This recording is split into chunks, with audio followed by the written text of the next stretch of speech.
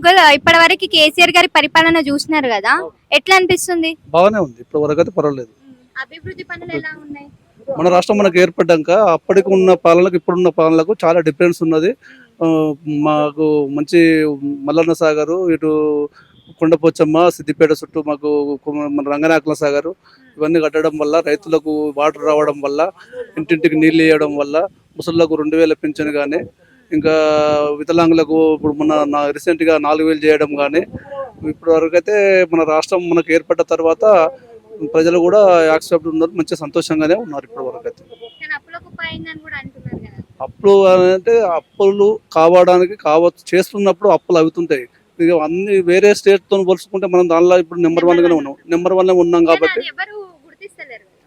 అయితే ఇట్లా ఏంటంటే కొద్దిగా కొందరికి ఇది ఒకటి పబ్లిక్ సిటీ చేసుకుంటా ఉండడానికి కొందరు వ్యక్తులు పని కట్టుకొని, కొందరు కావాల్సి పని కట్టుకొని చెప్పడం జరుగుతుంది తప్ప దానిలో ఎటువంటిది ఏం లేదు. వేరే స్టేట్తో పోల్చుకుంటే మన స్టేట్ కూడా నెంబర్ 1 ఉన్నది దానిలో.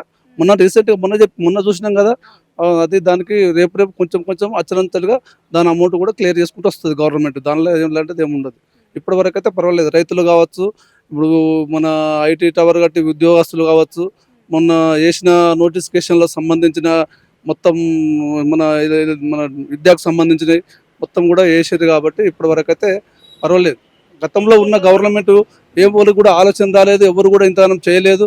ఏదో వాళ్ళ వచ్చి పబ్బం గడుపుకొని 4 ముచ్చట్లు చెప్పి తప్పించుకోపోవడానికే తప్ప చేసేది తప్ప ఎలాంటిది ఇటువంటివి అయితే ప్రత్యక్షంగా 10 అన్నతాడ 8 జరగవచ్చు, ఒక 2 జరగకపోవచ్చు. దానిలో ఏం అర్థపడదు, ఆ 2 కూడా చేస్తాడని మాకు నమ్మకం ఉన్నది. ఇప్పటివరకు అయితే అన్ని పథకాలు, ఇప్పుడు పెట్టిన పథకాలు అయితే అన్ని పోతూనే ఉన్నాయి, అందరికి అందుతూనే ఉన్నాయి, మాకు మ్యాక్సిమం అందుతున్నాయి.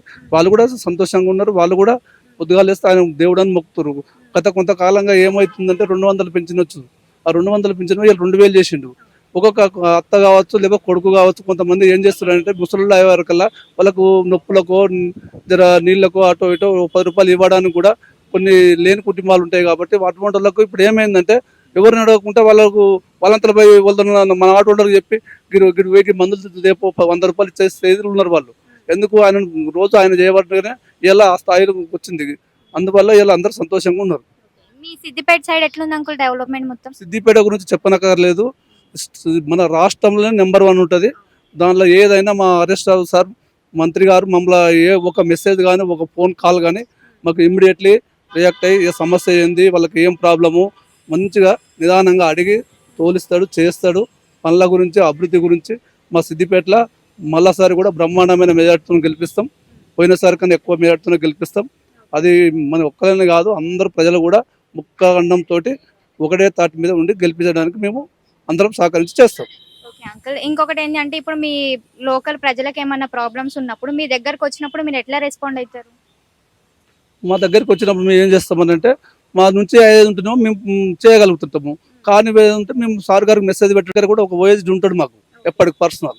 ఆ సార్కి చెప్తే ఆయన చేయగలుగుతారు. లేదంటే సార్కు మెసేజ్ పెట్టినా ఎమ్మడే మనకు వాళ్ళకి సంబంధించిన వాళ్ళని దొలుకొని పోనువు జల్దీ అర్జెంటుగా వాళ్ళని చేపించేసి అని మాకు ఎంబడే రెస్పాన్స్ ఉంటుంది. రెస్పాన్స్ మాకు సమస్య కూడా క్లియర్ అవ్వడానికి కూడా అవకాశాలు 90% సమస్యలు అయిపోతుంటాయి. సీట్లు పెరిగే ఛాన్సెస్ ఉన్నాయా, తగ్గే ఛాన్సెస్ ఉన్నాయా? ఏది ఏం లేదు, గవర్నమెంట్ ఫామ్ చేస్తారు. గవర్నమెంట్ గురించి ఎలాంటిది అది లేదు.